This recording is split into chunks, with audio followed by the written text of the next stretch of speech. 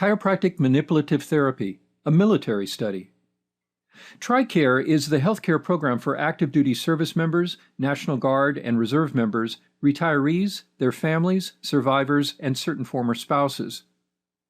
TRICARE reports that in 2012, roughly 1/4 of all military treatment facilities offer chiropractic services. In 2004, the Secretary of Defense was supposed to ensure that implementation of this program would provide access to all servicemen and women by October of 2005. This did not occur. So who is eligible for access to the chiropractic healthcare program? Active duty service members and activated National Guard or Reserve members must obtain chiropractic care at a designated military treatment facility and must receive a referral from their primary care manager. Family members, retirees and their family members, unremarried former spouses, and survivors are not eligible for this program. The service member is screened by a primary care manager to rule out any medical conditions that would prohibit chiropractic care. Then, if appropriate, the PCM is supposed to refer the service member to a chiropractic provider. Even though the service member is seeing a chiropractor, they are required to continue to see his or her PCM, and the duration and frequency of the chiropractic services are determined by the PCM. There is a doctor of chiropractic at 60 military bases around the country. However, according to a 2005 Government Accountability Office report, only 54% of servicemen and women eligible for chiropractic care can, quote, reasonably access the benefit, unquote. The VA now provides chiropractic care at approximately 30 major VA treatment facilities within the United States. The majority of America's veterans still do not have access to chiropractic care because the VA has taken little action to provide chiropractic care at approximately 120 of its facilities. So, are there any studies regarding chiropractic care in the military? Well, yes, there are. Most are from the VA setting. One examines the characteristics of chiropractors at the VA. The others are retrospective case series and report on outcomes for neck pain and low back pain. Both are relatively small studies, but indicate statistical and clinically important changes. There has been surprisingly little research generated from the military system, despite the fact that the VA and DoD facilities have some of the most advanced electronic medical record systems. The study we are about to address is important for two reasons. It is conducted in a military medical treatment facility, but also it compares the value of adding chiropractic services to usual medical care in the TRICARE setting, which, as discussed earlier, is implicitly indicating, as part of the process of triaging patients in this setting, referral from a primary care MD. The study is entitled Adding Chiropractic Manipulative Therapy to Standard Medical Care for Patients with Acute Low Back Pain, the results of a pragmatic, randomized comparative effectiveness study by Gertz et al., published in Spine in 2012. This study was conducted at Fort Bliss in El Paso, Texas. The total sample was about 90. These were randomized into two groups. One, a standard medical care only group, and the second, standard medical care plus chiropractic manipulative therapy. Let's review some of the distinct baseline characteristics of this sample group. 86% were male, 63% were white, 43% had radicular signs, and 71% were prescribed pain medication. The standard medical care group was actually not standardized. Some of the trends seen were that 37% were prescribed medication, 35% were treated by a PT, about 50% were referred, many to a PT, and about 31% had radiographs. We can see here in the standardized medical group who treated the patients. We have medical assistants, MDs, and nurses accounting for the vast majority. The SMC plus CMT group included first a visit to the medical provider prior to referral to a chiropractor. The chiropractic group had, on average, about 7 treatments using high-velocity, low-amplitude adjusting maneuvers.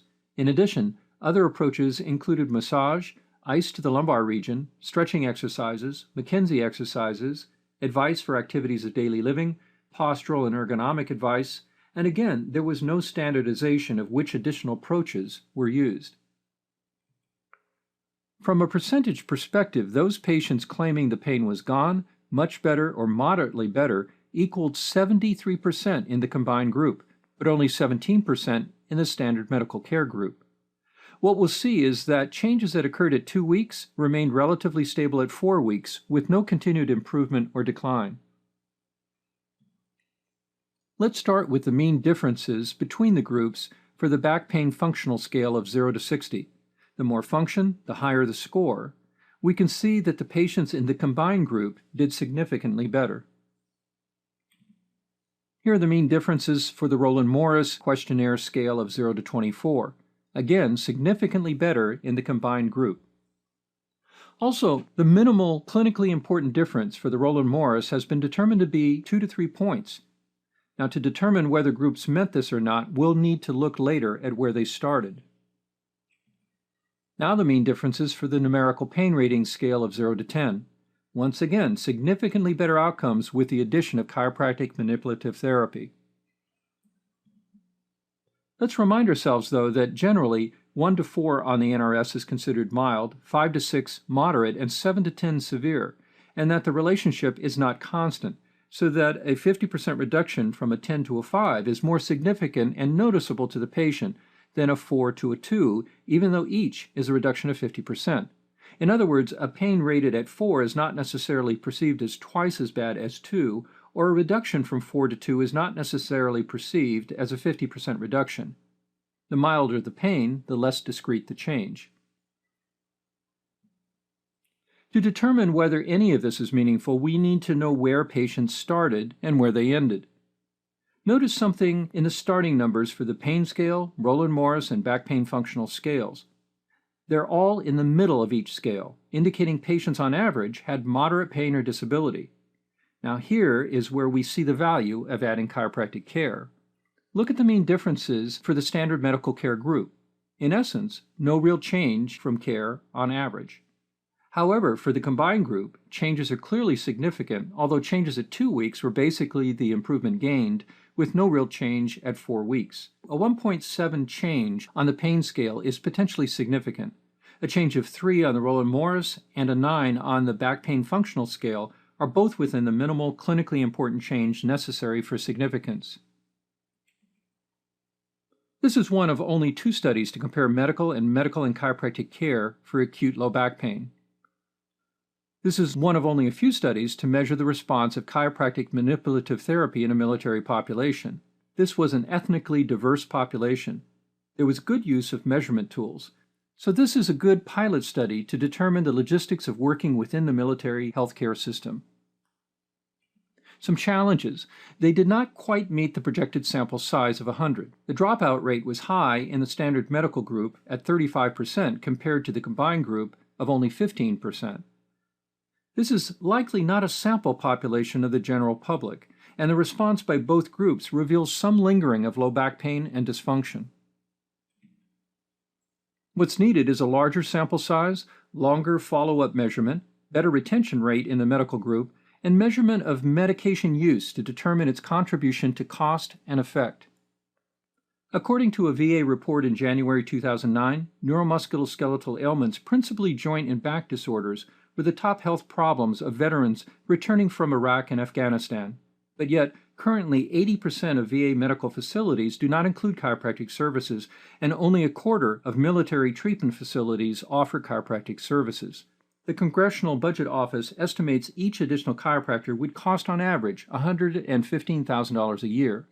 This meager investment would likely have a major impact on the costs of treating musculoskeletal conditions in the military and likely impact combat readiness, improving the function of our troops and perhaps success in their missions.